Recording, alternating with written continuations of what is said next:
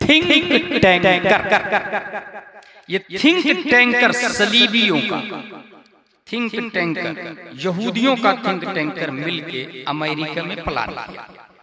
100 page से ज्यादा की किताबें लिखी और पूरी दुनिया की बड़ी बड़ी कंपनियों में भेज दिया। उस किताब में क्या लिखा? पूरी दुनिया के मुसलमानों की 4 किस्में हैं: फंडामेंटल, ट्रेडिशनल, मॉडर्न, सेकुलर। उसने ये लिखा उसमें कि फंडामेंटलिस्ट और ट्रेडिशनलिस्ट ये बहुत खतरनाक है, इसको कमजोर करो। मॉडर्निस्ट और सेकुलरिस्ट ये बहुत अच्छे हैं, इसको प्रमोट करो, इसको सपोर्ट करो। फंडामेंटलिस्ट किसको कहते हैं? हिरक़ल बादशाह ने अब्दुल्ला बिन हुज़ाफा को रूम में बंद कर दिया और सामने रख दिया शराब और खिंजीर का गोश्त। दरवाजा लो, 1 दिन 2 दिन 3 दिन, या तो खाओ या मरो। 3 दिन के बाद जब दरवाजा खोला गया, शराब भी अपनी जगह, खिंजीर भी अपनी जगह, और बंदा मरा भी नहीं है, पहले से ज्यादा चेहरे पे ताजगी नजर आ रही है। पहला ही सवाल हुआ, भाई तूने किया क्या? ये खाया भी नहीं और मरा भी नहीं और मुरझाया भी नहीं। तो उसने कहा, तूने दरवाजा बंद किया, मैंने कुरान की सूरह यासीन खोलकर पढ़ना शुरू कर दिया। रीडिंग द सूरह Yasin gives us fooding power and drinking power. वो कुरान सूरह यासीन की तिलावत मेरी बॉडी में खाने का भी काम कर रही है और पीने का भी काम कर रही है। जान दे सकता है मगर हराम नहीं कर सकता है, उसको कहते हैं फंडामेंटलिस्ट। सब कुछ दे दूंगा मगर हराम काम नहीं करूंगा, फंडामेंटलिस्ट। अमेरिका ने कहा कि ये बहुत घातक है, इसको दुनिया से खत्म करो, कमजोर करो, वीक करो, इग्नोर करो, रिजेक्ट करो, डिनाई करो। दूसरी किस्म ट्रेडिशनलिस्ट। लॉकडाउन हो या अनलॉक हो, 5000 हो या 10,000 तनख्वाह हो, मस्जिद के मिंबर पे चढ़कर वही बात बोलेंगे जो 1400 साल पहले मस्जिद नबवी में प्यारे मुस्तफा बोला करते थे। ट्रेडिशनलिस्ट, उसको किसी की परवाह नहीं होती, तनख्वाह नहीं भी देता है, लोग मुखालफत करते रहते तब भी वो हदीसे रसूल सुनाते रहते हैं। यहूदियों ने सोचा कि ये इतने खतरनाक है कि बगैर मिलावट के, बगैर जबरजेर पेश की चेंजिंग के वही बात बताते हैं जो नबी ने बताई थी। ये 1400 साल बाद के छपरा के मुसलमानों को मदीने के मुस्तफा से और ऐसे बयान कर रहे गोया नबी सल्लल्लाहु तआला अलैहि वसल्लम ने हमारे ही लिए कहा, इसको कमजोर करो। ये दो को कहा क्या उसने? कमजोर करो। किसने? Think tanker. तीसरी मॉडर्निस्ट, किसको कहते हैं? कोट पैंट टाई मुफ्ती पहन सकता है।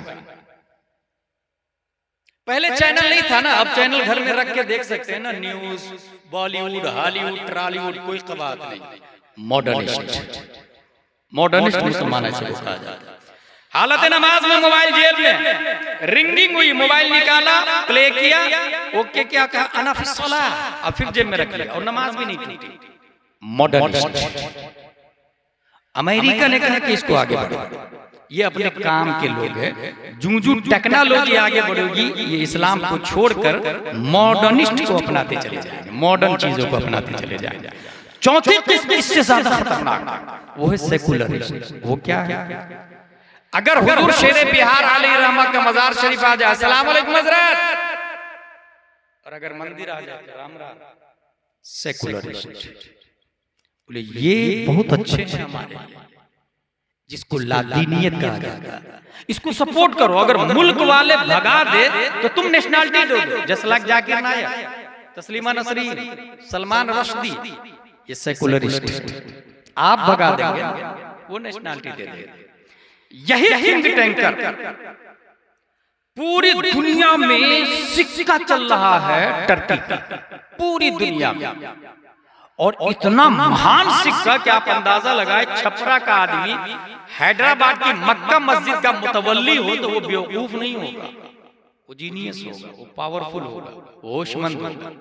टर्की में रहने वाला काबा का मुतवल्ली, मस्जिद नबवी का मुतवल्ली था, वो बेवकूफ नहीं था। उसको रिजेक्ट करने के लिए और निस्तो नाबूद करने के लिए पूरी दुनिया में फर्स्ट वर्ल्ड वॉर का वजूद होता है, WW1, और ये शुरू होता है 28 जुलाई 1914 से और खत्म होता है 11 नवंबर 1918। 3 करोड़ लोग मारे गए थे फर्स्ट वर्ल्ड वॉर में। 3 करोड़ लोग। फर्स्ट वर्ल्ड वॉर एंड होता है और टर्की में सल्तनत उस्मानिया का खत्म हो जाता है। फिर मीटिंग बैठती है स्पेन में और यही थिंक टैंकर लोग मीटिंग बैठाते हैं और मीटिंग में ये पास हुआ कि टर्की में हमारा आदमी रहेगा और उस आदमी का इंतखाब हुआ जिसका नाम था कमाल अतातुर्क। और फिर 9 कानून दिया टर्की में लागू करने के कि ये 9 कानून है, इसी 9 कानून के जरिए टर्की से हमेशा के लिए इस्लाम का खात्मा कर देना है। अगर वो 9 कानून आपने समझ लिया तो आपको इस्लाम की हिफाजत करने का सलीका आ जाएगा। कानून नंबर 1, दस्तूर से सरकारी मजहब इस्लाम की शिक को खारिज कर दिया जाए। इसका मतलब यह है कि सिस्टम में इस्लाम का कोई नियम नहीं होना चाहिए। आप लोग को पता है सुप्रीम कोर्ट ऑफ इंडिया में कौन बैठता था? मुफ्ती साहब बैठते थे। सुप्रीम कोर्ट ऑफ इंडिया में कौन बैठता था? मुफ्ती साहब बैठते थे। उसको हटा के जज को लाया गया। सिस्टम में वो रहेगा, पार्लियामेंट में वो रहेगा, तो जिस हराम को हलाल करना हो पार्लियामेंट से पास कर लेगा।